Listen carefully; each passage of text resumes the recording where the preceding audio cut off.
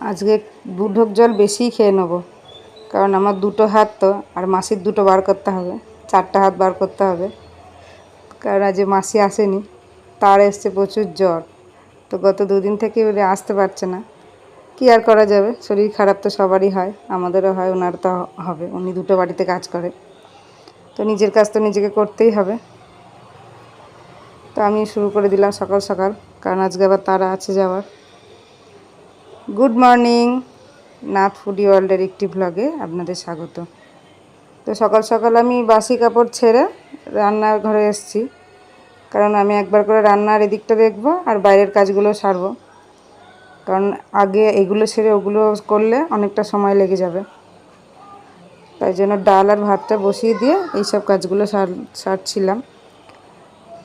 তো এই কাজগুলো কিন্তু আমি আগে করতাম, এই বাড়িতে যখন আসি আমি নিজেই করতাম, কিন্তু ছোট হওয়ার 2 মাস আগে থেকে কাজের লোক নেওয়া হয়েছে, তো এখন আর ভালো লাগে না, আর বাড়িটা অনেকটাই বড়, একা একা আর সম্ভব হয়ে ওঠে না, তাই জন্য মাসিকে রাখা হয়েছে।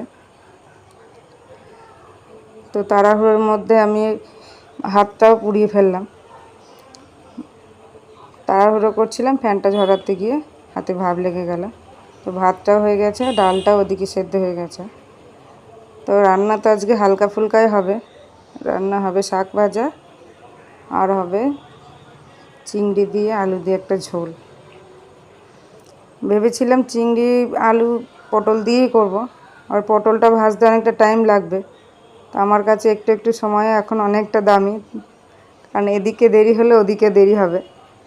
তাই জন্য আমি আর পটল এসবের ঝামেলায় না গিয়ে চিংড়ি মাছ দিয়ে আলু দিয়ে ঝোল করে ফেললাম। আর চিংড়িটা আমি আলাদা করে ভাজিনি, এরম করে করলেও ভালো লাগে খেতে, চিংড়ি মাছ যাতে দেবে সেটাই টেস্ট হয়ে যায়। তো আজকেও কোথায় যাব দেখাবো, আর কতটা কি দেখাতে পারবো জানি না, যদিও এই ভিডিওর মধ্যে একটা ছোট্ট ভিডিও সবটা দেখানো সম্ভব হবে না, পরের ভিডিওতে আবার দেখাবো। তো দেখো রান্না আমার হয়ে এসছে, একটু গরম মশলা দিয়ে নামিয়ে নেব, তারপর যাব স্নান করতে। সমস্ত কিছু সেরে এবার ভাতে বসবো।